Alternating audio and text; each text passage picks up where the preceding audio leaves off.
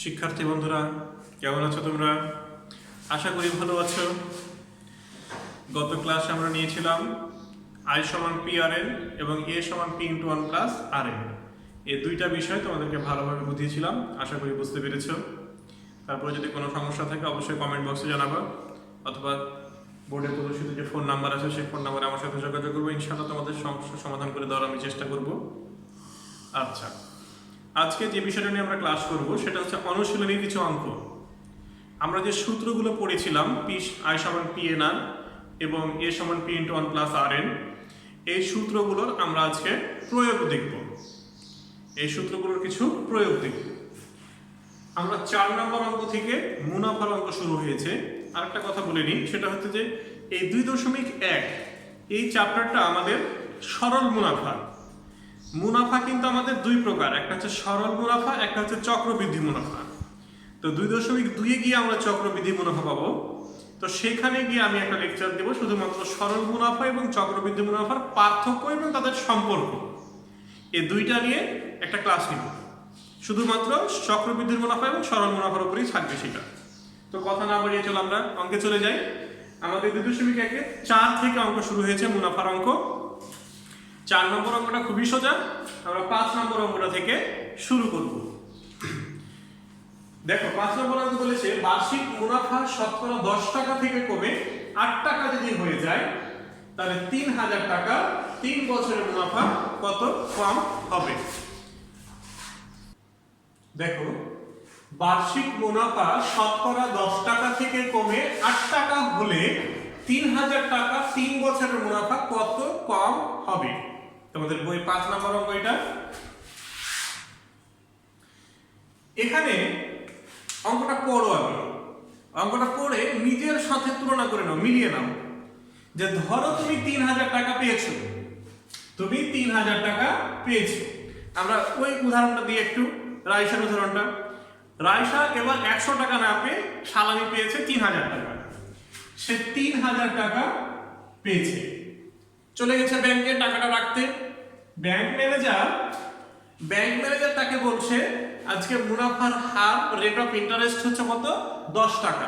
আপনি যদি টাকাটা সঞ্চয় করেন আজকে, তাহলে আপনাকে 10% হারে কি মুনাফা দেওয়া হবে।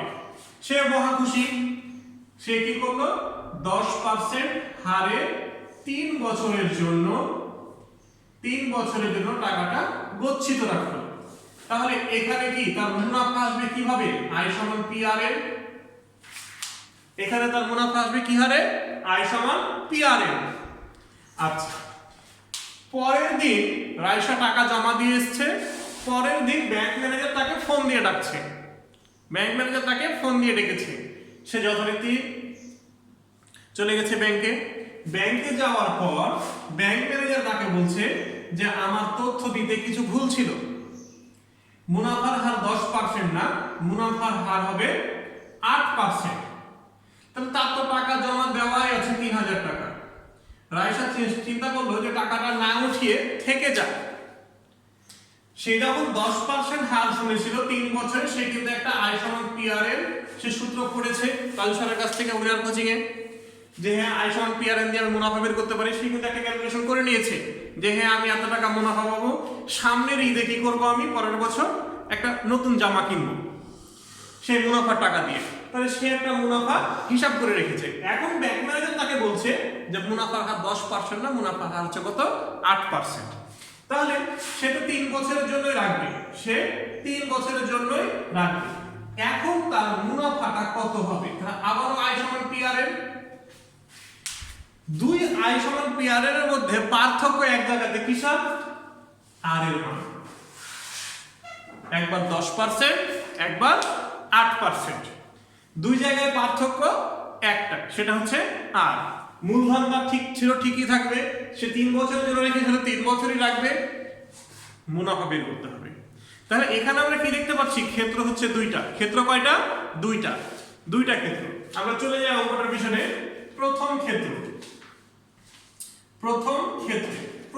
কি কি দেওয়া আছে? প্রথম ক্ষেত্রে দেওয়া আছে পি আসল, পি সমান কত 3000, পি সমান 3000 টাকা। আর সমান কত 10%, আর সমান 10%। গত লেকচারে মনে আছে আর এর মান যখন ব্যবহার করব তখন 100 দিয়ে ভাগ করব, আর এর মান যখন ব্যবহার করব তখন 100 দিয়ে ভাগ করব। কেন স্যার 100 দিয়ে ভাগ করব? কারণ 10% যে 10% শতকরা 10 টাকা, তাহলে 10 ভাগ 100 0.1। এর সময় 3 বছর, তাহলে অতএব মুনাফা আই সমান পি আর এন। পি এর মান 3000, আর এর মান 0.1, এন এর মান 3। ক্যালকুলেশন মনে রাখতে হবে, অষ্টম শ্রেণীতে উঠেছ, সায়েন্টিফিক ক্যালকুলেটর অবশ্যই প্রয়োজন। এফএক্স 100 এমএস এর বেশি প্রোগ্রামেবল ক্যালকুলেটর হলে তোমাদেরকে পরীক্ষা হলে ইউজ করতে দিবে না। তাহলে আমরা এই তিনটাকে গুণ করে দিই। 3000 গুণ 0.1 গুণ 3 চলে আসলো কত টাকা? 900 টাকা। তাহলে রাইসা কি করেছিল?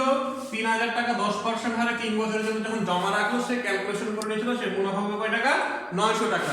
900 টাকা দিয়ে 3 বছর পর সে একটা জামা কিনবে। আচ্ছা, এবার দ্বিতীয় ক্ষেত্রে চলে আসো। দ্বিতীয় ক্ষেত্রে পি সমান কত? 3000ই থাকবে। এবার আবার তাকে ক্যালকুলেশন করতে হবে যেহেতু মুনাফার হার কমে গেছে।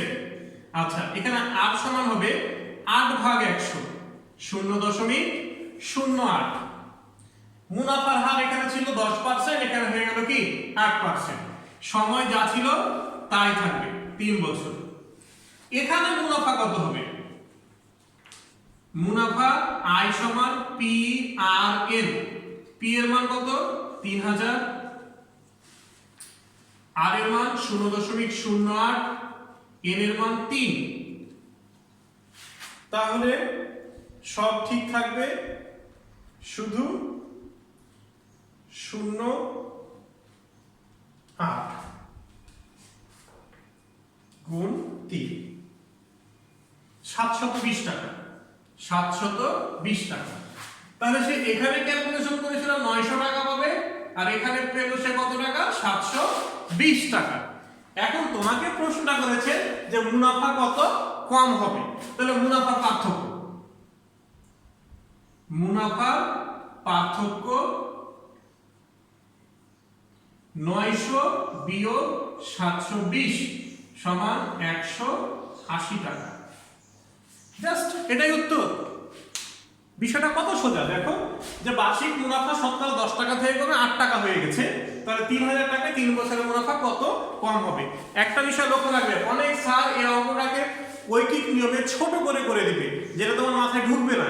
কিন্তু অঙ্কটা কিন্তু খুব একটা বেশি বড় হয়নি, তোমাকে দুইটা ক্যালকুলেশন করতে হয়েছে, একবার 10% দিয়ে, একবার 8% দিয়ে। বিষয়টা কি সুন্দরভাবে ক্লিয়ার হয়ে গেল না? আশা করি বুঝতে পেরেছো। এবার চলে যাবো নেক্সট অঙ্কে। বার্ষিক শতকরা, দেখো প্রশ্ন নম্বর 7।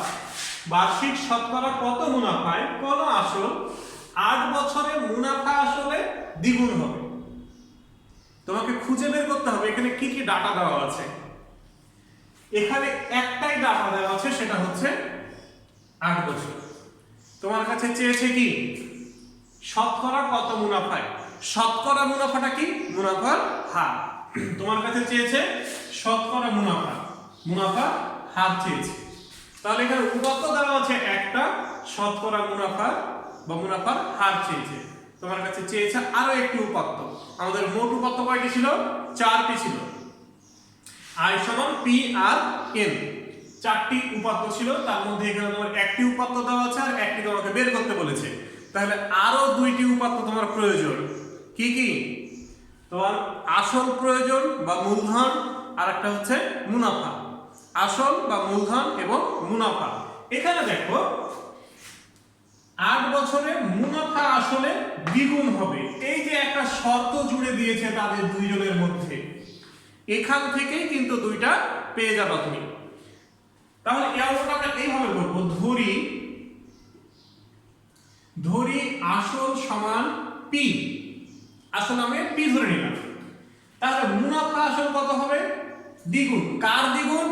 আসলের দ্বিগুণ। তাহলে মুনাফা আসল মুনাফা আসলকে কি দ্বারা প্রকাশ করি? এ দ্বারা। মুনাফা আসল হচ্ছে আসলের দ্বিগুণ, তাহলে 2p। আমরা কি জানি মুনাফা আসল সমান কত? মুনাফা যোগ আসল। তাহলে মুনাফা আসল থেকে আমি যদি আসলটা বিয়োগ করে দিই তাহলে কি থাকবে? মুনাফা থাকবে অবশ্যই। তাহলে আমরা এখান থেকে মুনাফাটা বের করে নিই। মুনাফা আই সমান 2p বিয়োগ p সমান শুধু p। সময় সময় n সমান 8 বছর, n সমান 8 বছর, এই যে 8। এবার আমরা জানি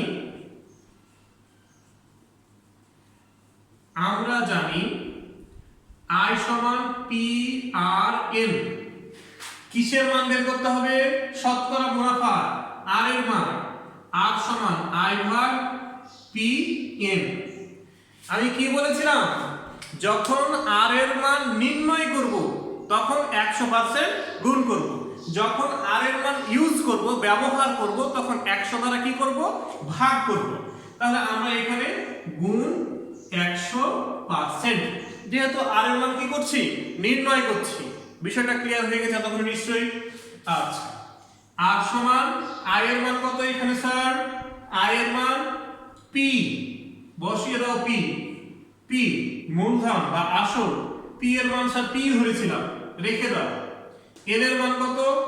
8, ইউ গুণ 8 গুণ 100%। p কেটে গেল, তাহলে উপরে 100 নিচে 8, উপরে 100 নিচে 8। তাহলে r সমান 100 ভাগ 8%, অতএব r সমান 12.5%। জাস্ট ঝামেলা শেষ। কেন? খুব সহজে হয়ে গেল। আমার উপাত্ত দেওয়া আছে একটা, কিন্তু এই যে আসল আর মুনাফা আসলের মধ্যে একটা শর্ত জুড়ে দেওয়া আছে কি? দ্বিগুণ। এখান থেকে আমরা কি করছি? মুনাফা আসল পাচ্ছি এবং কি আসল ধরে নিচ্ছি। এই দুইটা থেকে বিয়োগ করলে কি পাওয়া যাবে? মুনাফা পাওয়া যাবে। ওই মুনাফা এবং আসল ইউজ করে আমরা কি পাবো? আর এর মান পাবো। এবার চলে যাই নেক্সট অঙ্কে। দেখো 10 নম্বর অঙ্ক তোমাদের। শতকরা বার্ষিক যে হারে কোন মূলধন 6 বছরের মুনাফা মূলধনে দ্বিগুণ হয় সেই হারে কত টাকা 4 বছরের মুনাফা মূলধনে 2050 টাকা হয়?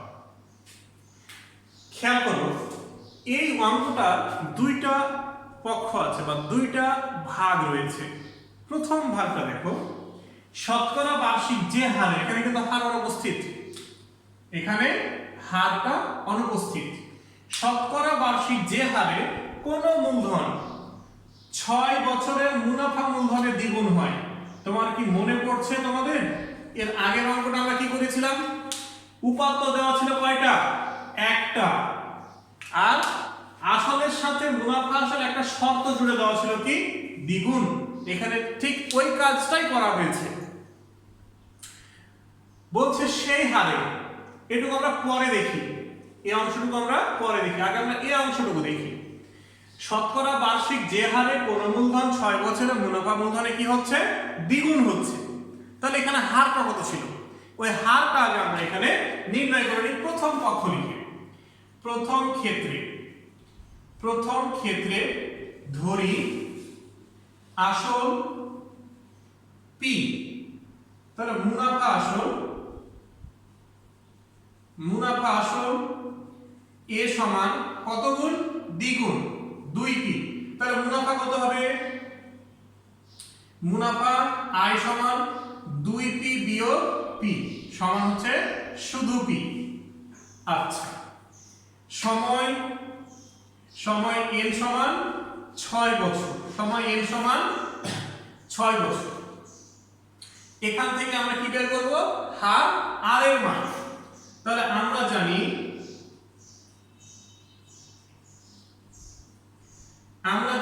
i সমান p r n বা r সমান i ভাগ p n। এখানে আমরা 100টা গুণ করব না। কেন করব না এই কথাটা আমি বলছি। আর সমান আই এর মান কত পি, পি এর মান তো 3, এন এর মান 6, পি পি কেটে গেল 1/6।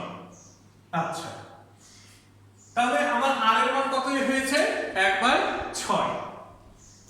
এবার পরের অঙ্কটা আমরা করব, সেই হারে কত টাকা 4 বছরের মুনাফা মূলধনে 2050 টাকা হবে। ধরো তুমি একটা আম খাওয়ার জন্য কেটেছো, আম খাবার জন্য কেটেছো, ছিলার পর কেটেছো, এখন তুমি কিছুক্ষণ পরে খাবা, কাটার পর তোমার একটা কাজ পড়ে গেল, তুমি কিছুক্ষণ পরে খাবা, তুমি কি করবা? আমটা কি জোর লাগিয়ে রেখে দিবা? না, কখনোই না। কি করতে হবে? ঢেকে রাখতে হবে, পরে খাবো। এই আমটা আমরা খাওয়ার জন্য কেটেছি, এই আর এর মানটা আমরা ব্যবহার করার জন্য বের করেছি। এটা আমি উত্তর নির্ণয় করব, তার জন্য আমি আর এর মান নির্ণয় করিনি যে আমাকে 100 গুণ করতে হবে। আমি এটাকে ব্যবহার করার জন্য নির্ণয় করেছি, যেটা কিনা ব্যবহার করতে গেলে তো আমাকে আবার 100 দিয়ে ভাগ করা লাগবে। ভগ্নাংশ আমি 100 গুণ ভাগ আর এখানে করব না, আমি সেটা কি করব? এড়িয়ে যাব। এখন দেখো দ্বিতীয় অংশ চলে আসে, সেই হারে কত টাকা 4 বছরের মুনাফা মূলধনে 2050 টাকা হবে। সেই হার, কোন হার? এই হার। সেই হার কোন হার? এই যে হার। তাহলে দ্বিতীয় অংশে বা দ্বিতীয় ক্ষেত্রে কি পাচ্ছি? হার আর সমান 1/6। ভুলেও এখানে 100 ভাগ করব না। কেন ভাগ করব না? স্যার এখানে তো আমি 100 গুণ করিনি, তাহলে আমি এখানে 100 ভাগ করব না। কত টাকা মূলধন চেয়েছে, কত টাকা জমা রাখলে 4 বছরের মুনাফা মূলধন 2050 টাকা হবে। তাহলে সময় দেওয়া আছে, সময় n সমান 4 বছর, মুনাফা আসল বা মুনাফা মূলধন একই কথা, মুনাফা আসল a সমান 2050। একটু মনোযোগ দাও তো, এখানে মুনাফা আসল দেওয়া আছে, এখানে কি মুনাফা অথবা আসল কারো মান আছে? নাই, কারোর মান নাই। তাহলে মুনাফা আসল থেকে আমি মুনাফা বিয়োগ করে আসল পাচ্ছি না, অথবা আসল বিয়োগ করে মুনাফা পাবো না। তাহলে আমাকে মুনাফা আসলের সূত্রটা অ্যাপ্লাই করতে হবে। মনে আছে কি মুনাফা আসলের সূত্র? আমরা জানি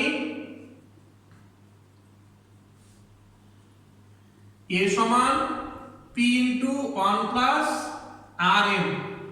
মনে আছে নিশ্চয়ই? অবশ্যই থাকার কথা। আমাকে কিসের মান নির্ণয় করতে হবে? কত টাকা আসল। তাহলে p এর মান নির্ণয় করব। তাহলে p সমান এই অংশটা এদিকে আসলে ভাগ হয়ে যাবে না, a ভাগ 1 প্লাস rn। p সমান a এর মান কত? 2050, 1 প্লাস r এর মান কত? 1/6, n এর মান কত? 4। একটু কাটাকাটি হয়ে যাবে, 2 দুগুণে 4, 3 দুগুণে 6। p সমান 2050 ভাগ 1 যোগ 2 ভাগ 3। আচ্ছা, এবার p সমান উপরে 2050 থেকে গেল, ক্যালকুলেশন করে নিচ্ছি, নিচে লসাগু হবে 3 লসাগু। ক্যালকুলেশনটা মনোযোগ দিয়ে দেখো, ভগ্নাংশের ক্যালকুলেশন, ভগ্নাংশের নিচে ভগ্নাংশ। বিষয়টা তোমাদের কাছে একটু জটিল মনে হতে পারে, কিন্তু এই বিষয়টা তোমাদেরকে আয়ত্ত করাই লাগবে, ভবিষ্যতে বহু কাজে লাগবে। এখানকার লসাগু 3, তাহলে 3 একে 3 যোগ 2, p সমান 2050 ভাগ 3 আর 2 কত? 5/3। দেখো এই 2050 এর সাথে এই পুরো রাশিটা কি হয়ে আছে? ভাগ হয়ে আছে। তাহলে কোন ভগ্নাংশের যদি ভাগ হয় তাহলে কি হয়? 2050 গুণ উপরে 3 নিচে 5। বুঝতে পেরেছো? আচ্ছা, কাটাকাটি, 4 5 এ 20, 5 একে 5, 0, 410। p সমান 410 গুণ 3, 3 4 এ 12, 3 10 এ 30, 1230। মূলধন কত পেলাম? 1230 টাকা। মূলধন পেলাম 1230 টাকা। তাহলে আমরা আবার একটু রিপিট করি অঙ্কটা। এই অঙ্কটা দুইটা অংশ ছিল, প্রথম অংশ থেকে মুনাফার হার তোমাকে নির্ণয় করতে হবে, ওই মুনাফার হার দ্বিতীয় অংশে ব্যবহার করে তোমাকে কি নির্ণয় করতে হবে, মূলধন নির্ণয় করতে হবে। তাহলে এই ধরনের অঙ্ক তোমাদের আরো আছে। 8 নম্বর অঙ্কটা, 8 নম্বর অঙ্কে প্রথমেই কিন্তু তোমাকে মুনাফার হার নির্ণয় করতে হবে এবং দ্বিতীয় অংশে মুনাফার হার বসিয়ে তোমাকে আসল নির্ণয় করা লাগবে, সেম একই অঙ্ক। 11 নম্বর অঙ্কটা ঠিক ওই রকমই, তোমাকে প্রথম অংশ থেকে মুনাফা নির্ণয় করতে হবে এবং দ্বিতীয় অংশে মুনাফা ব্যবহার করে তোমাকে আসল নির্ণয় করতে হবে। তো এই ধরনের অঙ্কগুলো যেহেতু একই, আমরা বাসায় করার চেষ্টা করব আর প্র্যাকটিস করবো। অবশ্যই কোনো সমস্যা থাকলে অবশ্যই কমেন্ট বক্সে জানাবো অথবা চিত্রে দেওয়া নাম্বারে ফোন করবা। কেমন? সে পর্যন্ত সুস্থ থাকো, ভালো থাকো, আল্লাহ হাফেজ।